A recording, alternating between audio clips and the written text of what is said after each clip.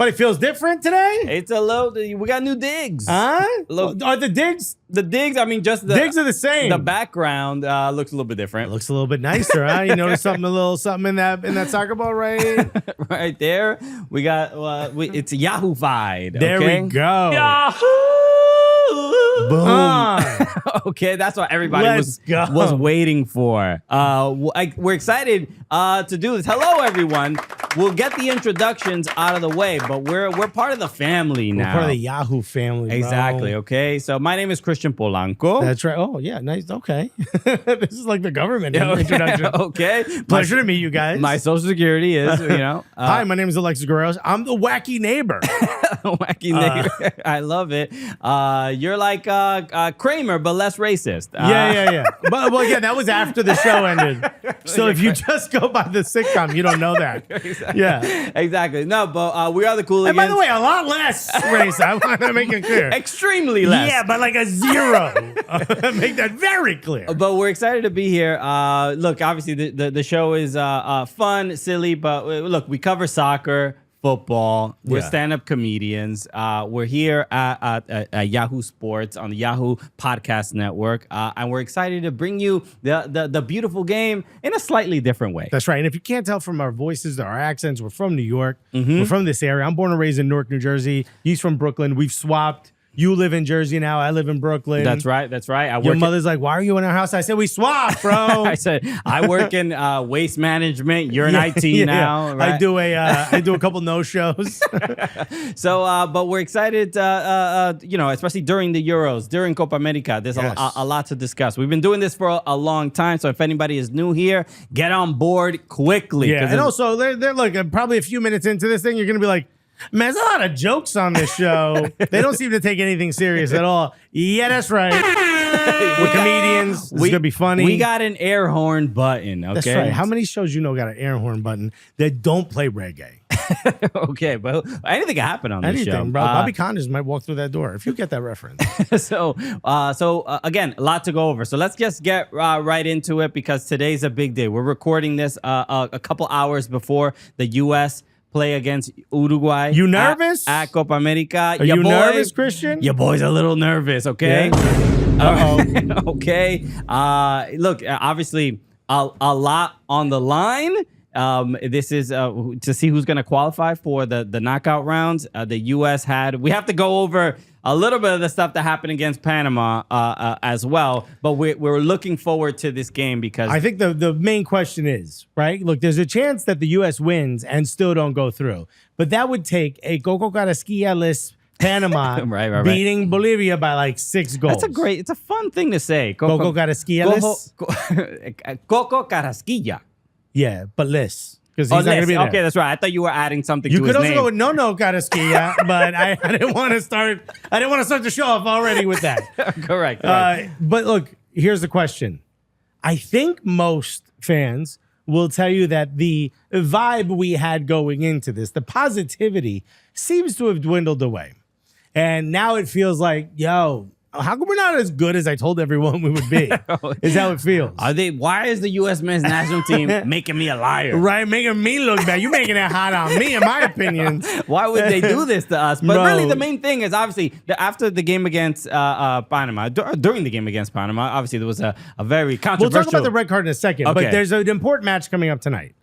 Do you think that the U.S. men's national team have to win this and win this in somewhat convincing fashion in order for Gregg Berhalter to keep his job?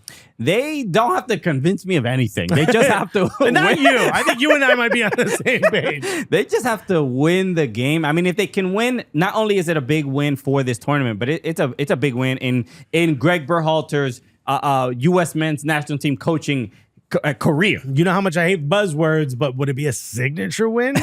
Ooh, I feels like that's. Are we thinking outside the box? Are we pundits? Oh no. This would be it would be not only a signature win, but to look and look. I don't want to focus on Panama, but the fact that the loss against Panama is not Gregg Berhalter's fault. I don't care what people the complaint. I understand the frustration around it. We should have had more possession. Everybody's like, it's Panama. It's Panama. Yo, Panama We looked haven't good. just steamrolled them Yeah. every single time we played them year after year. Yeah. That's not the case. Yes, it is Panama. It is, yes, on paper, our players play in Europe and we should blah, blah, blah. Sure. We all know CONCACAF. We know how these games go. And the game against Panama was incredibly indicative of, like, you know, especially when the part that was frustrating was Berhalter and all the players being like, we knew what they were going to do. We knew how they were going to play. We knew the ref. We knew how this ref calls it matches. And it's like, if y'all knew, what the hell, why? And then you have to go directly at Tim Weah. And Right. what in the world could have possessed him to do that? And then on top of that, we just interviewed and did a live event with Tim Weah just a couple weeks ago. I had a moment where I was like, is this our fault? Is this our fault? Oh, no. That was my main question. Oh, no. We were talking about, you know, we don't want the U.S. men's national team to make us look like liars, but there was a part of me that was like, how could Tim Weah do this to us personally? Right, because I know sometimes I'll be talking wild. You know, I'm like, did I on the way out tell him, yo, mush anybody you want? Did I say that? Because it's a possibility. I might have. Honestly, I could have. I say some crazy things. Yeah, especially when I'm on that liquor. Uh-oh. Okay, so should we because Tim Weah wrote a heartfelt apology on his Instagram. Oh. Should we also apologize for contributing to this red card even happening as Or well? can we deflect? Because you also did an event at a daily paper. Is there something that happened That's there? right. Okay, we can put this responsibility on others, which I felt bad. As soon as it happened, I'm like, damn, bro, right after we meet him? you can't. Is this the Cooligans effect? You can't do this to our brand. Nah. But I'm pro-mushing. I'm pro-mushing. I am pro-mushing. Before the first whistle and after the final whistle. Right. Yeah. Because honestly, our deal with Yahoo was on the line after that red card It really happened. was. Yahoo was I'm like, like, oh, I don't no. know. Are we going to get mushed by Yahoo, dog? Yo, do we want to associate ourselves with this pro-mushing advocacy group? I've that is always the been all Cooligans. about mushing, but you can't do it while there's HD cameras on. There's so many 4K. You can't mush in 4K. That's a tough way to mush. You're going to get caught. Yeah. It's really, really bad. So it was just such a poor decision. And this is why the part that upset me the most about it is that it's like, dude, don't fall for that. Right. You know they're trying to get under your skin. and They're it was trying just to like annoy you. a bump. And it was so. And he kind of tried to get him at first, and then he went back. And It's like, bro, you got 90 minutes. they, Kick an ankle when no one's looking. But you can't mush someone in the back of the head. Yeah. It's obvious, and he knows that. And then the frustrating part is that even if the U.S. advance, He's out another game as well, which is that seems harsh. I don't think him being out. I know Matt Turner is doubtful. Yeah. Even if Ethan Horvath and you've got what looks like it's probably going to be Brendan Aronson up top. Yeah. Even if you have that, look, Uruguay's already qualified. Marcelo Bielsa's not even going to be on the touchline. Right. This is set up for us to at least have more of a shot than we had. If this was whoever wins goes through, I say, you know what, US, hey, bunker down, do what you got to do, maybe catch them, on a break, and then maybe you can sneak it out, make it a draw, make it uncomfortable, and then you can go to pens. You know what I mean? That's the way, obviously, it's not going to because it's a draw. Yeah. But that my first thought is do whatever you got to do to just get out of the game with a point and find a way to get a result. Bro, this is set up for the U.S., at least the U.S. players, to show me that there's a level above what they've already shown me. Right. I know Christian Pulisic said we don't need to have the game of our lives. We need to play the game that we know we can. Something along those lines. I'm paraphrasing. I kind of disagree. I think you got to go out there, and I think each of you have to show me what's you play Ultimate Team. What's the team of the week? Team of the year? Team of the year. Both. I need all your TOY. TOTY. I need your toddies to come out. You know what I mean? So we need some hot toddies. We need to see toddies across the board. That's I think we just created a new phrase or whatever. Nobody ever really says that. Team of the year. All of you. Yeah, look, It sounds like I'm saying thotty, and I'm not. I'm saying toddy. after the game, you can be as thotty as you want to be. Then you can have the toddies all over the place. Feel free. Yeah, just don't mush the toddy. The main thing is, it's not impossible that the U.S. can get a result here or even a win. The U.S. are right now in the lead as far as gambling. Yeah, that's right. So the sports books are favoring the U.S., which seems odd when you obviously look at, especially the history of these two teams. But like you mentioned, Bielsa not being on the sidelines. They've already qualified. They've already qualified. You know they're not going to start all their best guys. Can they start none of their best guys? Is that possible? Is there a way we can? I mean, that's what I was saying. I was like, as soon as Bielsa got the red, I'm like, didn't Darwin Nunez do something? Yeah. You know what? We got to really look into this. Yeah, I say we reinvestigate. We reinvestigate. This is the first time where I wish I had a bit of a relationship with my father or his side of the family, because they're Uruguayan. I'd be like, yo, call your cousins. It's not that big of a country. One of y'all got to be involved in the national team. yeah. It's 3.2 million people. You don't think one of y'all got at least a two-person separation? You can send a text and be like, yo. Somebody's already probably in your WhatsApp group. All right? One of those players already in there. I just got to go through all the memes, all the sparkly Virgin Mary my aunt in Dominican Republic every morning is sending me a religious do good for yourself. Religious do good, or it's just like a happy Thursday, a happy Monday. It's just like, okay, well, how are you this consistent every day? Every day. Why when I get this? those, I think, well, who broke you? You know, who made you this way? Okay, Latino WhatsApp groups are just a unique. Also, Cuban WhatsApp groups are very different. It's just a lot of complaining and a lot of all caps. Okay. All right. So we're learning a lot. My mother today. will at least send 1 or 2 voice notes a week of yelling in a fake crying conversation. Have you? I think your mom's not this crazy. My mom is not. No, she's not like this. My mom will pretend to cry on a voice note, and she'll say, when I get old, you're just gonna leave me at a senior citizen home. I get that at least once or twice a week. And I got to be honest, the more she says it, the more it seems like a good idea. Look, a lot of moms across a lot of different cultures use this tactic. Yeah. I mean, the guilt trip. Right, our homies, like our homie Sam, who's Arabic, every time I say something like this, he's like, are you sure you're not Arabic? Are you sure you're not also Lebanese? We share a lot of the same culture. Yeah, it seems like there's a lot of crossover. So look, like I said, it's not impossible for the U.S. to get what's a Latina mom, GIF that you would send Gregg Berhalter today? Just a mom holding a chancleta. You better win. You're gonna go fear. Fear. Yeah. You really have to. This game has to have. You know what I would do? I would send. Have you ever seen the baby Jesus rocking with Mary and Joseph kneeling over him? I've missed this one. It's a GIF. Maybe we have to look. You can try to look it up. It's very sparkly, but there's words in it. The words I would put is win or baby Jesus dies. Send that to Gregg Berhalter. Wow. Have you ever seen? They love to guilt you. They love to guilt you. You're not going to find this on Jiffy. You have to go to Jiffy. These are very special branded. Like, I think you only get these from like deep Latin groups and Facebook. Okay. It's just an underground Latin group. Okay. Yeah. I'm not going to spend my time looking this up. No, anyway. please don't. Anyway. If they play in a fearless way, that's really all it is. Just be brave. Be brave. I think that's all is kind Try that your defender. Can we try that? Yeah. These are good guys. These are good players on the US team. It's just like if all of them should wear their club shirts underneath their USA shirt.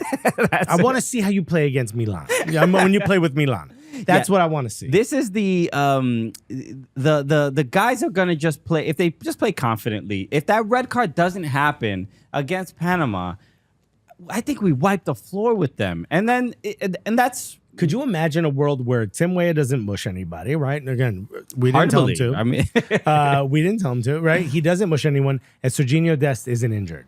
We win that game easily. I think so. Yeah. At the best of our ability, with the best players we have available to us, we are at the worst, quarterfinals team. Yeah, and I think if Balogun when we were down to 10 men, Balogun was like, I'll be 2 guys. Yeah. You know what I mean? He played with You know what? Why don't I show you guys what you've been waiting for this whole time?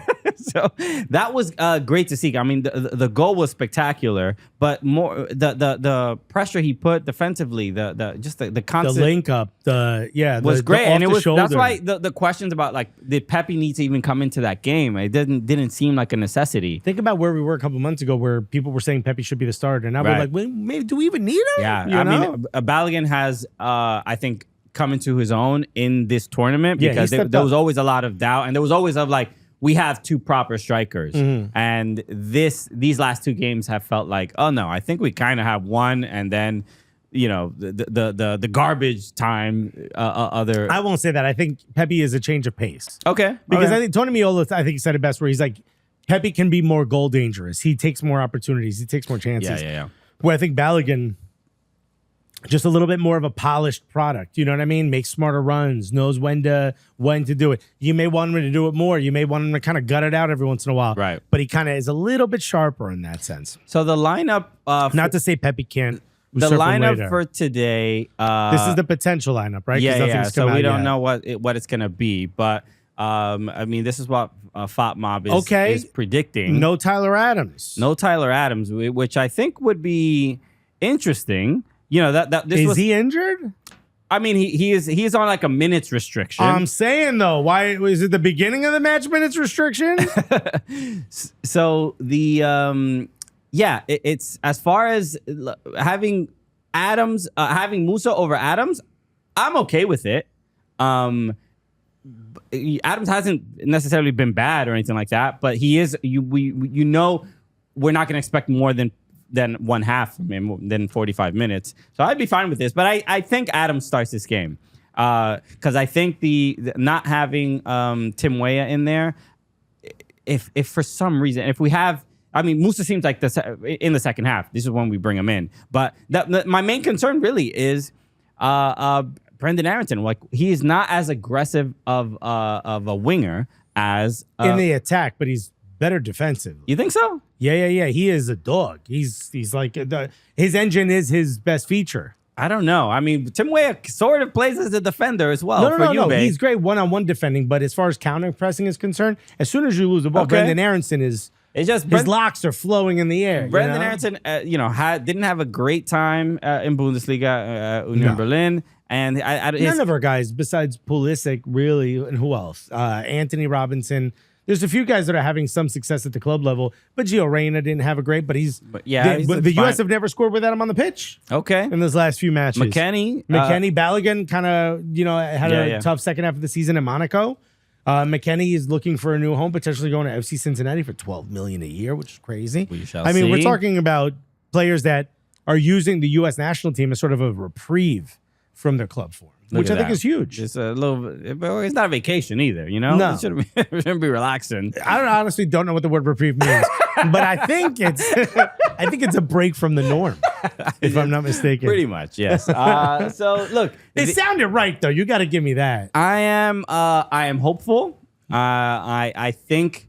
Give me a prediction. What's the score like? I played. Look, my Sunday league yesterday. I scored my first hat trick in my Sunday league. That's amazing. And so look, the vibes are. Are you saying you're better than Balogun? Is that what you're trying to say? I'm not saying that. I'm just saying that the positive energy is, if I can do it, U.S. can be Uruguay. That's what I'm saying. Say, you playing football in a Sunday league is about the same as the U.S. going against Uruguay, when you consider the disparity in the potential talent. Okay, you just started playing this game like 6 years ago. I mean, a little longer than that, but not much longer than that. So, so anything is possible. So, what's your prediction? What's the score? We're like Jason Tatum. Anything is possible.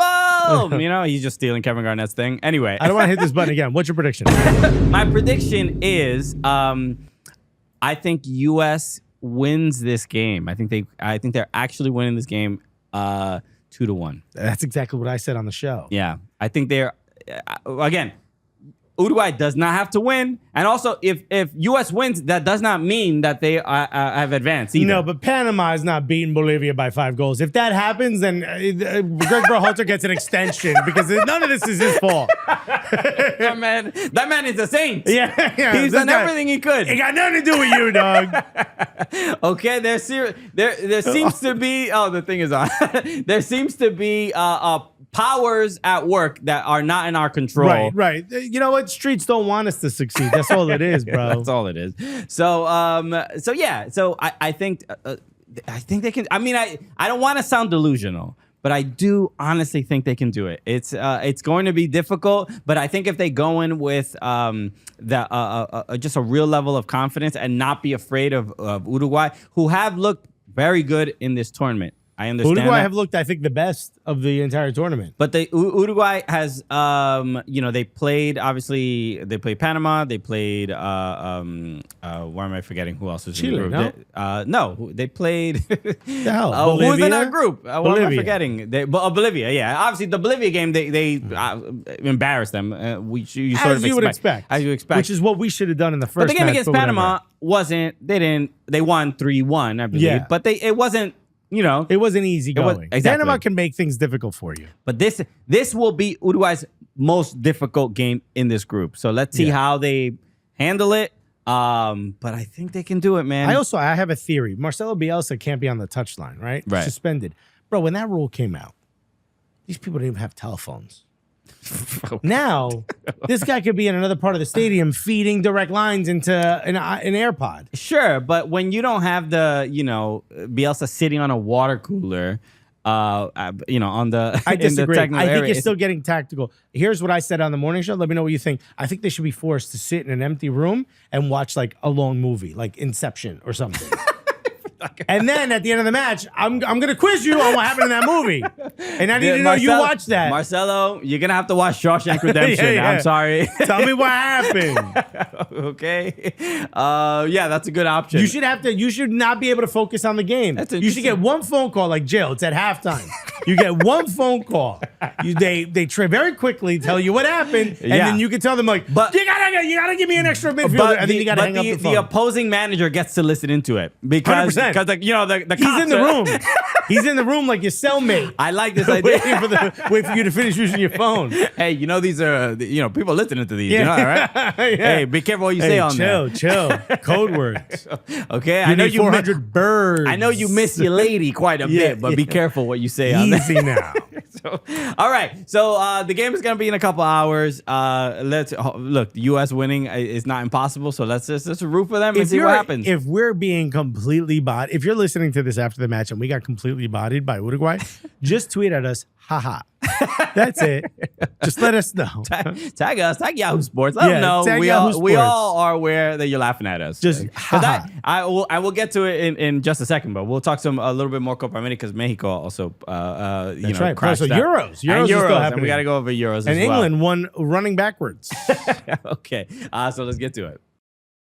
All right, Mexico has crashed out of Copa America. It is right. I It tweet. almost feels like they didn't take off for them to crash. You know what I mean? Okay. All right. Look, Boeing's in the news right now. So be careful. Yeah, is Boeing in charge of the Mexican national team, bro?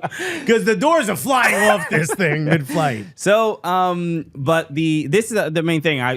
I'm reserving how many jokes we make, at least for me, because the U.S. hasn't played yet. So I don't know exactly how hard to go because if we have too many receipts clowning the U.S., we're gonna get hit hard, right back. But why? They can't talk. They got grouped. If we get grouped, it's like, yeah, so did you. Yeah. Okay, so I'm just saying. I think I'll be more comfortable laughing about it after the U.S. Also get grouped. So we shall see. But the fact that Mexico are out now, the questions about, and I mean, they've been coming up for a long time. I mean, we were even when we went to the World Cup qualifier at the Azteca. There was already clearly a lot of frustration, a lot of concern, fuera tata, the whole thing. And remember at that point, it was a 0-0 draw. Right. Now Mexico would beg to get a 0-0 draw versus the U.S. So now the fact that they are out, it is. I feel like the Mexican fans are at a place of just they're defeated. They're really like. There's an indifference. This program has been so poorly run, and we're in such a bad place that they look. When you looked at the group, everybody was like, "Oh, especially Venezuela, who are at the top of the group. Nobody really expected that, but they were like, "Oh, they're Mexico. It should be Mexico and Ecuador. Yeah, like easy."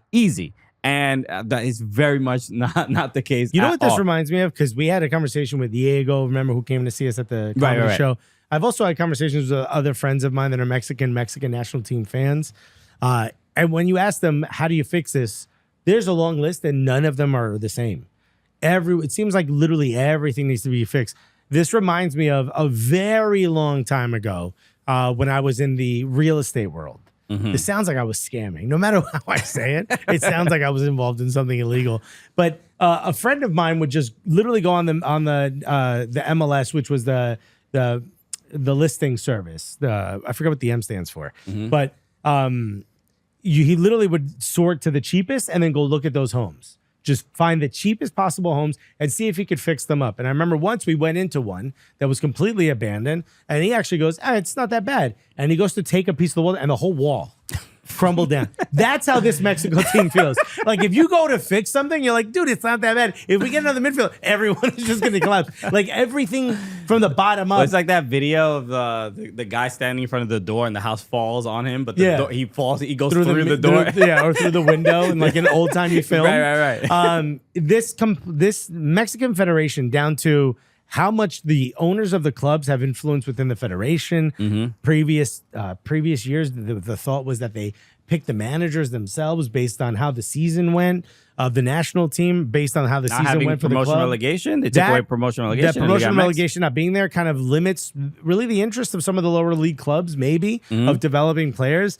Nico brought up a great point, which is that the league is so profitable right now that they can pay Mexican superstars to stay home and be superstars and be coddled, essentially, versus go to Europe and try to fight for a position on maybe a mid-table Bundesliga team or a mid-table La Liga team where they're not the superstar and they're not treated like a global icon. Where when you stay in Mexico, if you go to some of the big ones, your Tigres, your Club America, your Chivas, you are a god, right? And you're possibly a mid-tier player in Europe. And this isn't specific to just Liga MX or Mexican players. Same thing starting to happen a little bit in the U.S. where look at Miles Robinson getting offers from Europe where we're like, we have to send our players to Europe to test themselves at the most, highest pressure, blah, blah, blah. And then he went to FC Cincinnati because no one's going to pay him as much as FC Cincinnati. And we're seeing the offer to Weston McKennie. Well, Weston McKennie stands on the precipice of potentially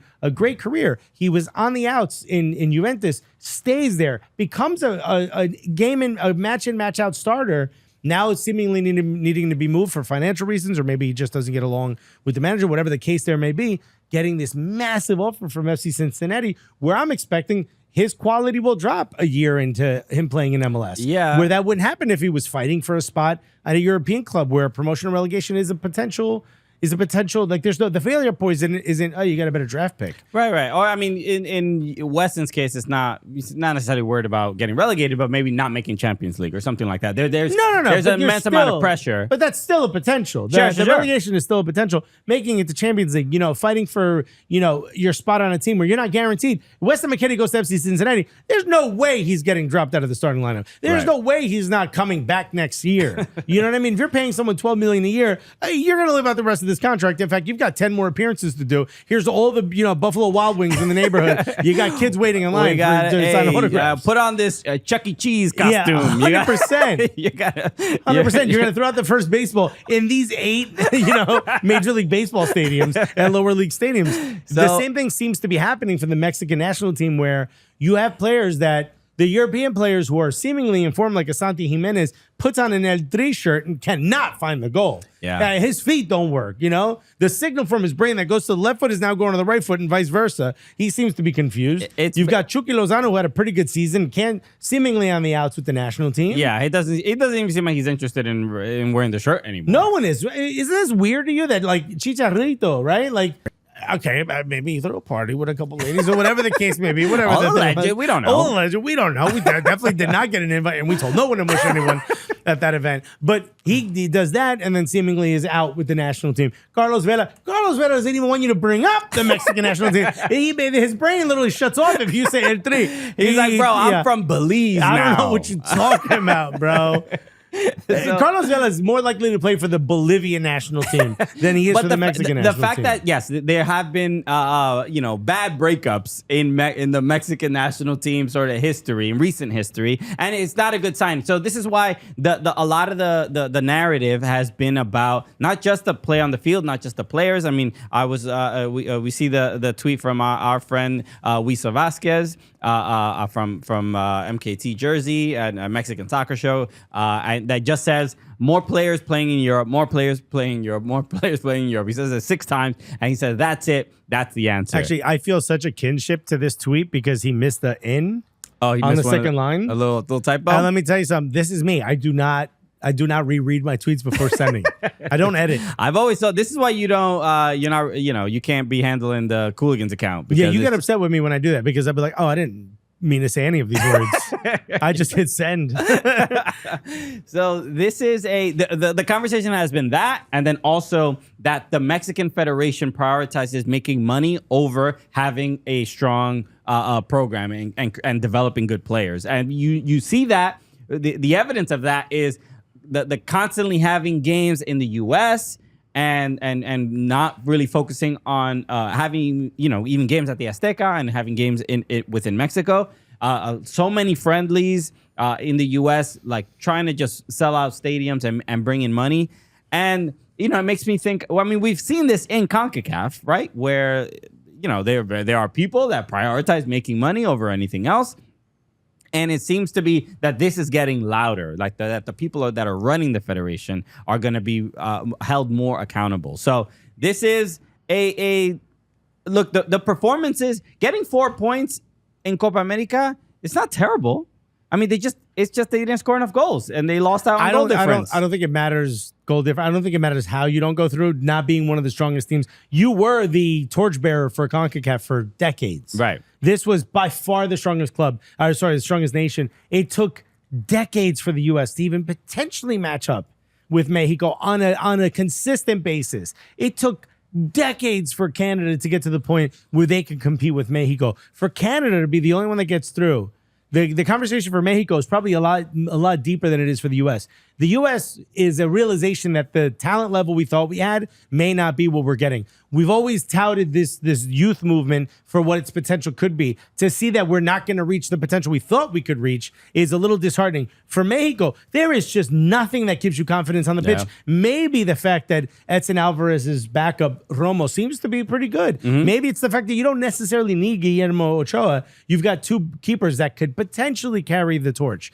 But for what's happening on the rest of the pitch, you've got to sit there. I mean, Chino Huerta, to me, was probably their best player, and he's not a great player. Yeah. There was just you don't look at this team. Quiñones is Colombian. Man, he's a Mexican national, yeah, bro. But I mean, he didn't even go here, dog. It's look, I don't get a sense of leadership. Even with Edson Alvarez when Alvarez was playing and before he got injured, I didn't get the sense like there's somebody really carrying the torch from the previous generation of players. Should they be letting them have these parties that Chicharito got in trouble for? Maybe that's what it is. Maybe they need to like chill, loosen up a little bit. Yeah. So just invite some of the ladies over the hotel. I don't know. Look, we know athletes can get a little crazy. We don't know what works and what doesn't work. Hey, look, I'm not here. Look, all I'm saying is I scored a hat trick at my Sunday league. That's all I know. Dude, Chris, let me ask you a question. Do you know the scientific method? Do you know what this is? I've heard of it. Yes. You have a hypothesis, you test it out. If it doesn't work, and then you walk away. Because everything else is not working. Yeah. We know what doesn't work. I'm presenting you with a hypothesis. Iron Man, okay, you need to hire Coach Gilbert Arenas. to run. Oh, you want to have a party? So, all right, let's get to the Euros. We're recording this. We recorded this right after France, Belgium. Yeah, England won. Are England good though? England are not good. Well, how is this possible, bro? Have you seen the names on this squad? This is look. We spoke about this last week as well. They are. It's all on Southgate. There was somebody who on Twitter that basically said like, oh, I want to see what all the articles that people were writing before Bellingham got that bicycle kick. Post those so I can see and all the articles from all the journalists were basically like really Gareth Southgate out. Gareth Southgate out, like, yeah. oh, this is what a poor performance and what it's incredibly embarrassing for England. Here's an example of this is a tweet. I probably should have sent this to you, so you might have to put this in post. Let me see if I can find it because a friend of mine sent it to me. This is done before the match is over. So this is towards the end of the match. Somebody tweeted out, even Ocean Gate made better subs than Southgate. Yes, the submarine company. That's crazy. That's crazy. Yes. I think that goes to show you the general mood. I mentioned that from, I think, the first game in the group stage where I said, like, he only made 3 subs when he has 5. And it's just like, all right, well, you got really good players on the bench. You got a lot of talent.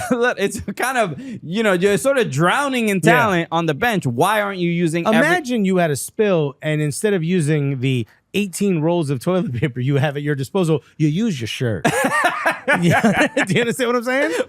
Well, I have some broken apart toilet paper. Yeah. I think that might work. Use that. You know what this match reminded me of? Remember decades ago when you and I were doing live streams for Copa America or a Gold Cup, right?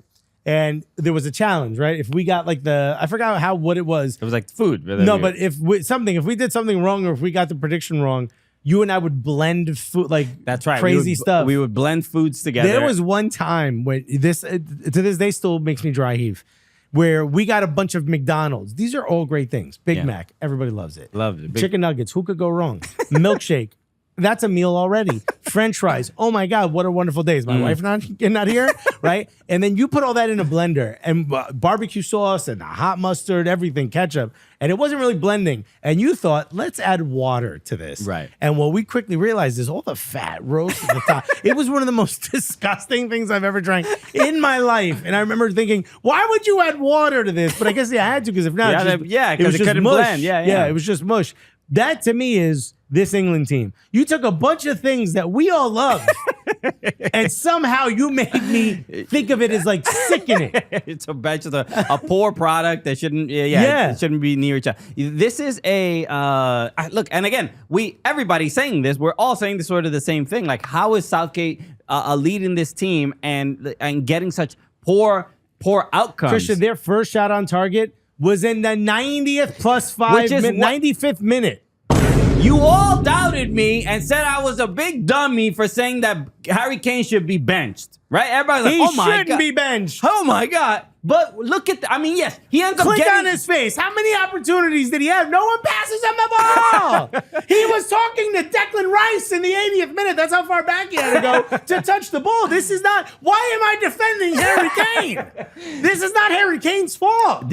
I'm not saying that it's his fault. It is on Gareth Southgate to not. If no one's passing the 9 the ball, you don't remove the 9. I disagree. I mean, but he also has to get himself involved in the game. How many touches did he have? Scroll down.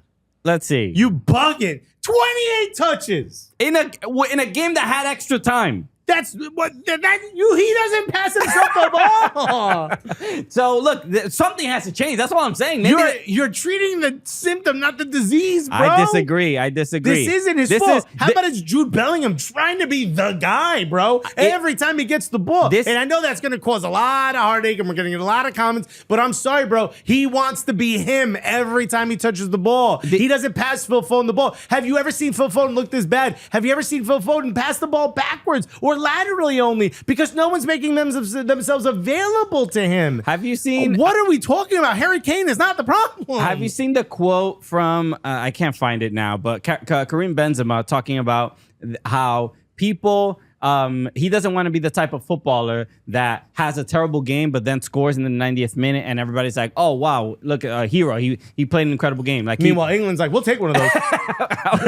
It could be in the 200th minute. Yo, you got one? Don't sell me out because anything can happen. Yeah, we'll take one of them. So that's kind of how I see it. I'm like, and this is not just on Harry Kane. I think that's on everybody. They have bad games and they have good moments, and we shouldn't be delusional and forget about that. There should be a level of consistency, of chances created, of big chances created But that's with this not England happening. team. Harry Kane is not a give me the ball in the midfield. I'm going to dribble past everyone and Not score. expecting that either. Okay, but that's the only way he's going to get any stats in these matches. He got an opportunity towards the second shot on target, by the way, is his header coming off an Ivan Toney assist.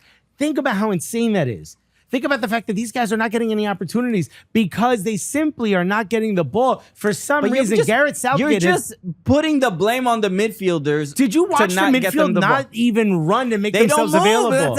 That's on everybody. But this is Gareth Southgate. Here's what happened. We hired an Italian chef to cook French food with French ingredients, and then you're saying we need to change the plates. That's what's happening. That's not what I'm saying. That's 100% what's happening. The waiter is at fault. That's what you're saying. I'm saying... Why would you bring me this garbage? I'm saying that there's clearly systemic issues with the team and how the team play that I cannot believe that Gareth Southgate wouldn't be like, let me try this just to see what happens, right? He subbed Harry Kane out once in the he obviously subbed him out in extra time as well, but he subbed him out in the second and game. Watkins came in and was different, made a difference. 100%. That's it. And same thing with Cole Palmer coming into the game. Something different. That's all. That's all I'm saying. Like, just see what happens. Okay, here's what I'll tell you. This is a promise from me.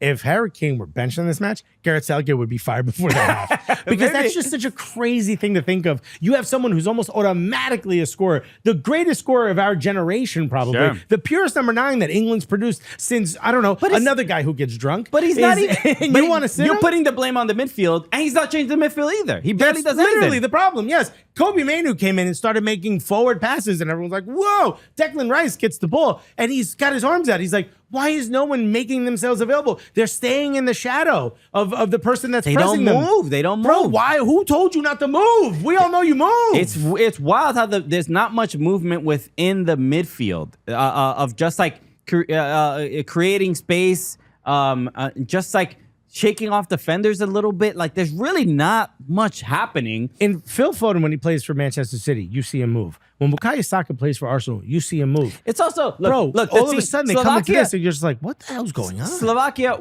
these teams, they bunker down. They're like, hey. Slovakia didn't bunker down that much, though. They took it to them. A little bit. They played progressive. They bunkered when they had to, but they played progressive. But there's a lot. They put them on their back heel. They can't. This is what I think Southgate can't figure out. He can't figure out how to get through teams that do bunker down and really just focus on defending. Slovakia was totally fine getting on the counter, getting the 1-0 victory, and moving on. They were not trying to do anything, especially after they scored. Kieran Trippier, I mean, I think Southgate's played 3 different left backs, none of which are real left backs, by the way. Right. Kieran Trippier would get the ball and he'd be like, I don't know what to do with it. Did Saka go there as well? Yeah, Saka played left wing back. Yeah. He played right winger. It's absolutely crazy. At no point do I think this left side has been given any tools to be successful. If any success they're going to have is going to come from the wing, or I'm sorry, from the center half, if you will, or it's going to come from the wing. Constant crosses over and over and over and over again, going to nobody. When you know, bro, Slovakia's entire back line is tall and ready for crosses to come into the box. Yeah. And they're clearing it everyone. Why would you keep doing that? Why wouldn't you get into those half spaces? Why wouldn't you make it diagonal passes? Bukayo Saka, who does it every day for Arsenal. It's just Phil Foden, who does it every day for City. There isn't, look, especially just in that on Saka's side with Kobe Mainoo, just Kyle Walker, even John Stones. 2 players that are defenders that have been known to venture forward and are pretty good in attack. You can't get nothing going down that right side. Yeah. I mean, did you see Bellingham talk about the he did I want to get the clip. It was from the press conference. And some people are sort of annoyed with him. This guy who tweeted, I don't know who this is, but I did see this quote. And so basically responding to Jude Bellingham and the comment, the tweet says, I cannot take this arrogance anymore. I am currently 30,000 feet up in the sky. And I can't take this arrogance anymore. I'm on an airplane. How dare you ruin my first class experience? And he goes, I am currently 30,000 feet up in the sky, and me, I never stop working, ever. I will be writing a piece on Jude Bellingham, his deficiencies, shortcomings, and why I am so critical of him. He needs this humbling. Wow, sir. Can you do me a favor and just click on his thumbnail, on his avatar? It is, who is it, Postacoglu, I think? Yeah. What does that tell you? One of our new producers is a Tottenham fan, by the way. We have a Tottenham shirt in this studio. How dare you be arrogant? You and your winning ways. We deal in pain only. So, but look at the comment. Look at what he's responding to. He's basically just he's clapping back. He's clapping back at the haters. Exactly. Which, by the way, he's kind of right. Again, I do think this is arrogant, but England has a way of just. I don't see it as arrogance at all. But he is wildly arrogant. You don't see that? I don't see that. But man didn't want to pay. He don't see nobody else. He thinks he's the only one wearing an England shirt. But I mean, he has the talent to back it up, so I'm not going to say anything. But at the end of the day, I think both sides are right. I think he's right to clap back at just the insane level of piling on, and he's 100% right that this England national team has to deal with, where we seemingly were out of that era. That era was done. The players were playing darts with the media, and Gareth Southgate made everyone feel good and made everyone unified in a way. And very quickly, that all went away in this competition. He has every right to say that, and I think this invert the wing, has every right to say that back. If I don't know, if you score a bicycle kick, and you saw that in his celebration, an overhead kick. It wasn't really a bicycle. Bicycle, you need to have a leading foot. Okay, all right. Not to be. Well, actually, you know what? I'm 3,000 feet in the air, and I'm on the 15th floor. And I will say, I'm going to write a piece. It's probably going to be a tweet. Have you scored a hat trick in your Sunday league? I don't know if you should be talking dude. like I this. had the FIFA controller in my hand. So, look, I mean, I thought his comments were fairly reserved, but they were like poignant in saying like, but that's for us Americans. In England, if you say, I think the defense could sometimes be difficult or hard on us, that is spitting in someone's face. That's more you are not the father level. Yeah. They're literally burning down a castle right now in England. Yeah. How dare he? There's a lot of that. So look, I thought they were fairly resolved. I'll just play a couple seconds of it. Recent tournaments years and years ago. So people talk a lot, and I think you do have to take it personally a little bit. We work so hard at this game. We come in and we train every day so hard to try and put on performances for the fans, and sometimes it doesn't go well, and sometimes feels like there's a bit of a pile on, and it's not nice to hear, but you can always use it. And for moments like that, it's nice to kind of throw it back to some people, I suppose. Can I say this? If you said this in America, no one would even notice you said it. But in England, every newspaper has this on the cover. There's something about wearing the England shirt where it's like, not only do you have to play well for the team, but you also have to deal with me screaming at you, and you have to. That's part of the job. Like me being upset that the team is playing poorly. Like if I'm English, I have every right to yell at you, and you are in a privileged position of the fact that you're there and blah blah blah. This is one thing that does annoy me. I've had long conversations with England fans, and I've gotten to understand a bit more of where that passion comes from and where that sense of pride of theirs comes from. But at the same time, there's the underlying can sometimes be I would love to wear that shirt. How dare you not love to wear that shirt? I would give it my all. How dare you not give it your all? And it's like, bro, you ain't good enough to wear that shirt. They are. Did you see sometimes you win, sometimes you lose. Did you see the videos of the fans that left before the kick, before the bicycle, or before the overhead kick? The overhead kick, very specific. Did you see the video on Sky News of the fan in the stands doing a bump? Oh, I did also see that. Clearing up his sinuses a little bit. Which is like, look, there's I've seen lots of goal celebrations. Yeah. But sometimes you wonder, people that are tweeting this right now from England, you got to be on something. Turns out some of them definitely are.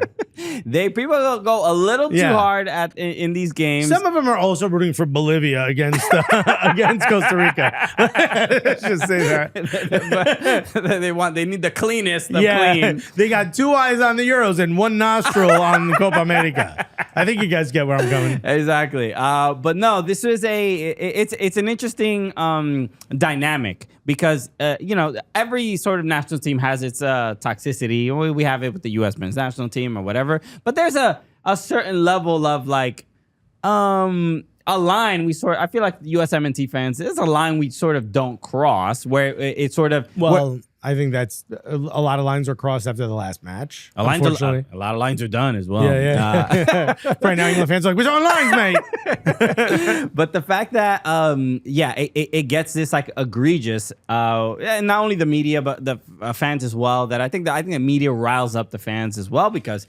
it's entertaining. But it gets clicks. It sells newspapers. Yeah. So this is, look, a tremendous victory for England. I mean, boring game. Expected. They should have won, and they should have handled this a lot better. But what's the end result of this is going to be, Gareth Southgate's going to keep his job into the 2026 World Cup, and you're going to have to deal with this again. even the post match comments, Southgate. I think even if he was asked, what did you make of the match? That was the actual question, and he said, "Well, I know England fans are at home, probably frustrated for 90 minutes." Bro, we didn't ask you that. What did you think of the match? You're getting ahead of it. He's trying to cut him off at the pass. Don't you notice this? I think after the games and a lot of the post-match press conferences, I think even if England win the Euros, I don't think he's keeping the job. There's a lack of belief and confidence, even in his own word. It doesn't seem like he believes what he's saying. I don't think the English FA will fire him or sack him, whatever, if he loses. I think they'll try to keep him because I don't think they know who else to go to. After witnessing this, I mean, there's no. I'm just a fan of. Let's just see what somebody else got. Let's see some other ideas. You want to bench Harry Kane? Yeah, that's it. That's where I'm at with this team. I imagine other English fans are as well. They might be more frustrated than I am, but you just expect a better product on the pitch, and to me, that's on the manager because I can't make sense of it any other way.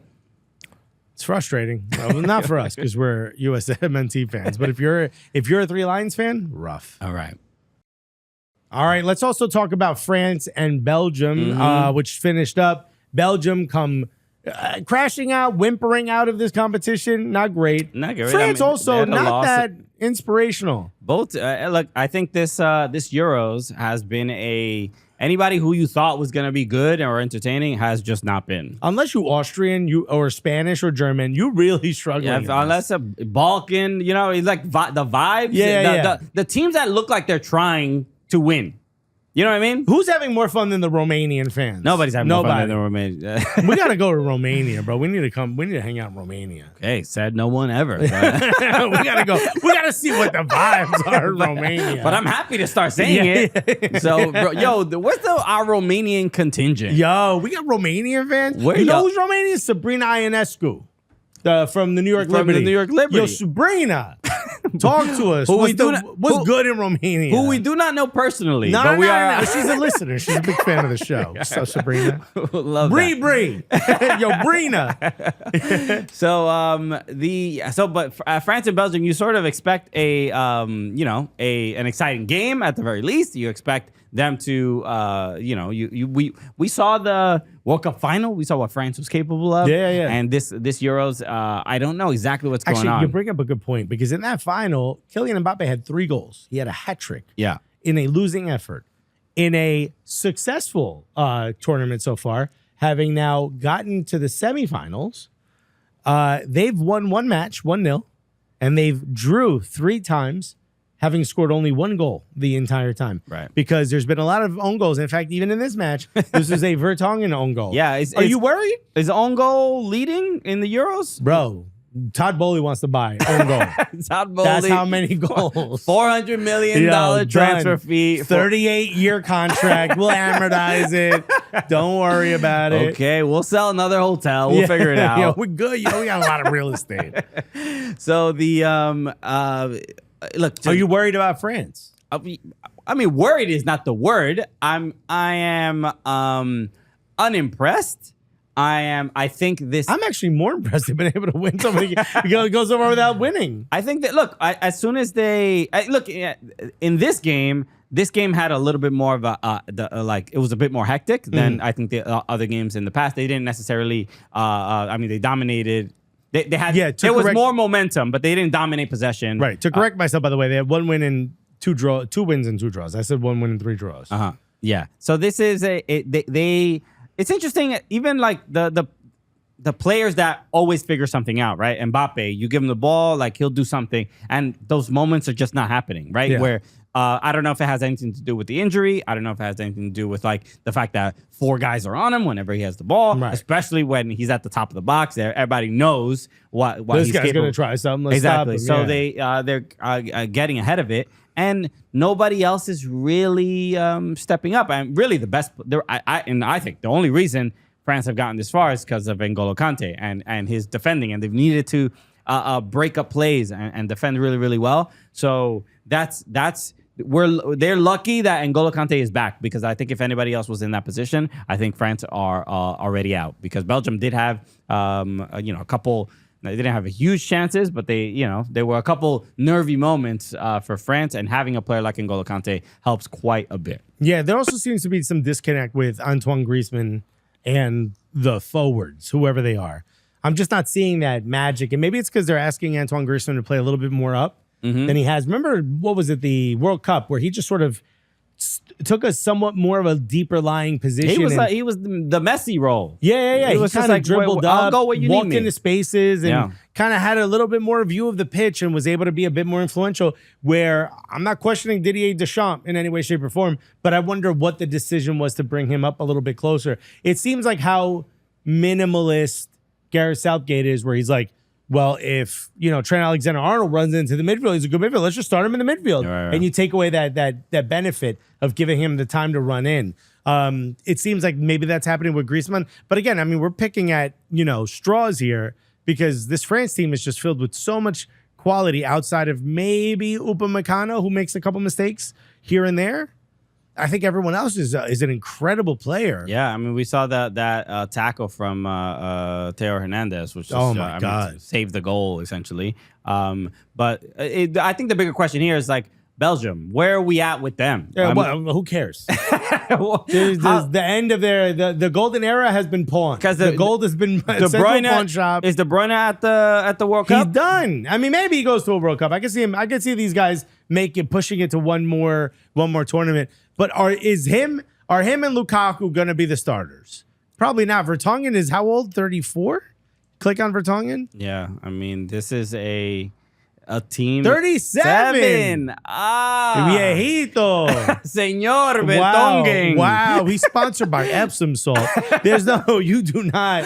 This is, everyone else is eating chicken. He's eating mushy peas. This isn't good. No, this is not great. But hey, look, Jeremy Doku to me is their best player. I mean, he's clearly the when the he's biggest threat. used correctly, yes, because there was the first match, Tedesco didn't start him in his preferred position, but I think he's been their best player. But again, it's I think a situation similar to England, where you could dribble all you want, but if people aren't making themselves available for a pass, if you don't have a tactic past that, I think Tedesco has a lot of questions he needs to answer, because everyone assumed this was a Roberto Martinez thing. Yeah. And then you put in someone else and you're like, oh, wait a minute. Is it Belgium? Because everybody was critical of Roberto Martinez, but then he seems to be thriving at Portugal. Yeah, he's doing okay. great. Well, he's not doing great. Either. But he's doing pretty good. He's doing pretty good. They won the group. They did their thing.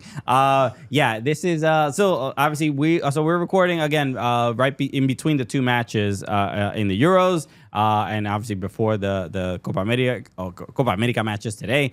So this is going to be a lot. So just a heads up. And now in this new venture here with Yahoo Sports, we're going to be back. Obviously, we normally do the show on Mondays and Thursdays. This week, because It's a little bit of a holiday. not a little bit. It's America's birthday. Yeah. Okay. So remember that U.S. men's national team. Don't lose right before America's you birthday. can't lose before America's birthday. You got the stars and stripes on you. You might want to win.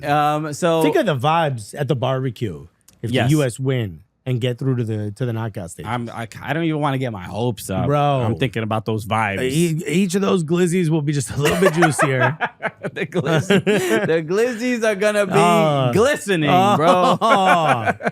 So our show normally airs Mondays and Thursdays, available all podcast platforms that you listen to, And YouTube on as well. YouTube as well. But this week we will be recording on Friday, so it'll be after those Thursday games. So be on the lookout, and everything should have happened because it happened on my podcast apps. It updated fairly seamlessly to the new Yahoo feed. Yeah. So everything should be fine. But if for some reason, if you're listening to this or watching this and things didn't update, make sure you subscribe to the Cooligans podcast and find the feed again. Search for it if for some reason it didn't go through, but it seemed to have this transition. The link should be in our bios as well. Exactly. So make sure you subscribe to the Cooligans podcast. Make sure you Apple subscribe Podcast, to the Spotify, YouTube. and on YouTube as well. We're excited about the future. Let us know if you're excited about this as well, because this has been a long time coming. So we're really, really happy. And obviously, don't forget, you can check out Yahoo Sports for all the soccer coverage powered by OneFootball. Correct. So we'll be back on Friday. As a reminder, excited. Look at that. I love that. You're gonna be hearing quite a bit, and we can mix it up too. Look, I'm almost sure those two sounds have never been that close to each other ever in history. Unless at like a Yahoo corporate party, the DJ got a little too lit. Those Yahoo parties get crazy. Okay, I heard Chicharito host them. Oh. Well, I know what's on the snack table. Okay, so all right, everybody, thank you again for tuning in. We appreciate you. Welcome everybody who is new to the show, and welcome everybody from the Yahoo Sports family. We're excited about the future. A lot to look forward to. We'll see you on Friday, everybody. Peace. Love you guys.